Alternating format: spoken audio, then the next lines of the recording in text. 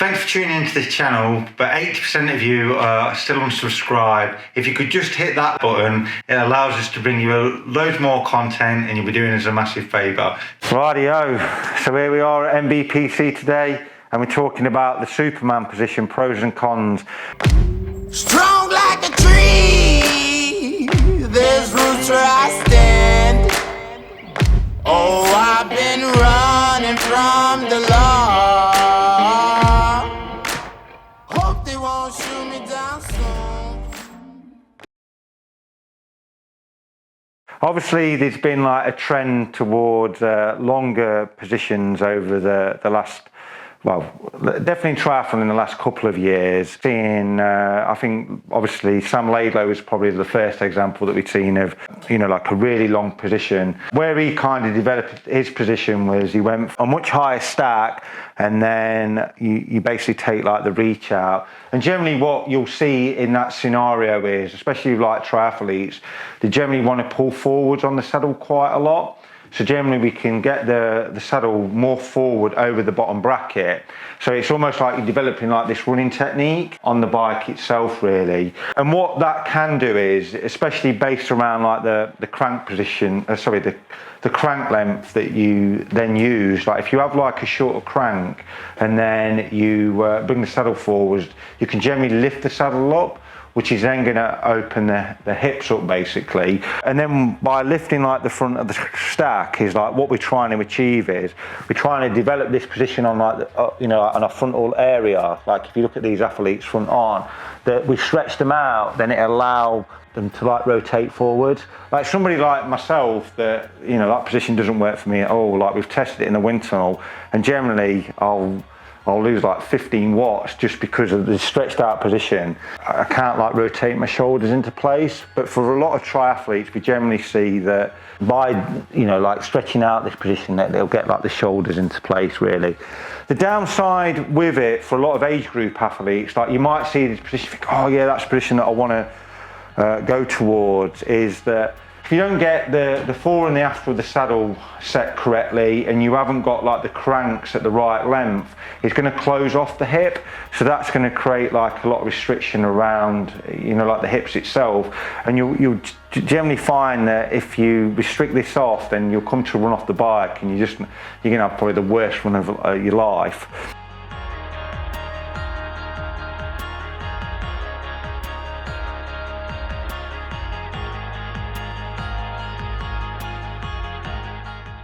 The other thing is that the more that you stretch this out, the more twitchy the bike becomes as well. So in like high degrees of yaw or high degrees of wind, the bike will generally it'll be all over the road really. So it takes quite a while to develop like the position, like with this stretched outness. It's the same as if you you're in like this middle ground. Generally it stabilizes like the bike quite a lot, because obviously all the weight isn't over the front of it, like you're not in front of the hub. But it's also the same as like my old position, like back 10 years ago, like I was more like this.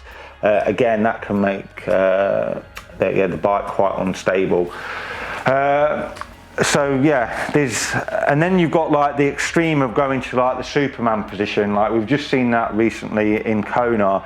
And a big problem that we develop around like that is that if we, I get on the bike here, is if I stretch this out, like you can see like straight away, it's going to restrict myself around like the hip. So to overcome that, like a lot of the time you would then basically bring like this front end up. It's kind of what Aubrey and Borman did back, we're talking like probably like 15, 20 years ago now.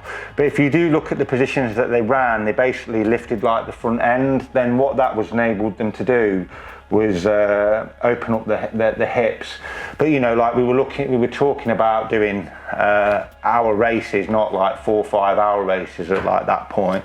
So, but what it will do is like frontally, like as soon as we develop like this position like here, it like basically rotates my shoulders into place. So aerodynamically, I'm then able to get my shoulders into place without having to strain it too much. So you could, for some people, especially if you've got like really wide shoulders, that it'll give you it could give you quite a bit of benefit, but it's just very hard to hold. Like I can feel this like straight away, like it's pulling on my lats and it's also pulling on my triceps and biceps. It's quite a hard position to actually sustain.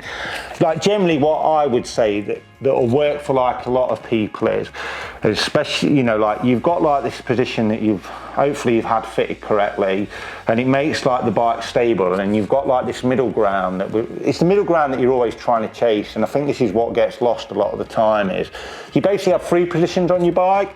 You've got more of it's like I'm climbing position, so I'm more in, you know, it's quite relaxed. We've got a general this middle ground that we kind of like, we just drop into it a little bit, and that's when generally, you know, I'm pushing in towards like a headwind. I'm probably going to be able to hold this position for like 80% of the race, 70 to 80% of that race.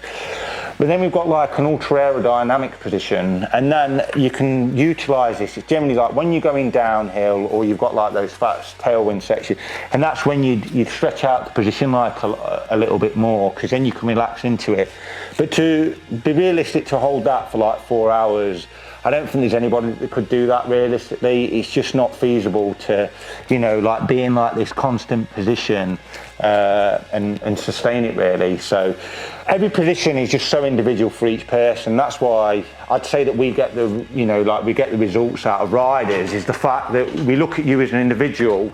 You know, like you'll do like a full screen, and that's how we fit you accordingly really. And then you're always going to be restricted around, like each bike is developed to do like a different thing a lot of the time, depending on the brand that you're running. Like obviously we're in a position where we can adapt like most bikes, but a lot of the, you know, like you buy like the bikes off the shelf, they're not going to be able to get you into the positions that you need realistically. So you know, the rule of thumb is like you can never look at like one position and think it's going to work for you. You've got to look at you as an individual, and then you basically develop the position over time realistically.